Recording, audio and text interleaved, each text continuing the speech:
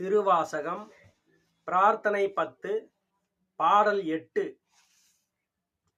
துணியா உருகா அருள் பெருக தோன்றும் தொண்டர் இடை புகுந்து திணியார் மூங்கில் சிந்தையேன் சிவனே நின்று தேகின்றேன். அணியார் அடியார் உனக்கு உள்ள அன்பும் தாராய் அருளளிய தனியாதொல்லை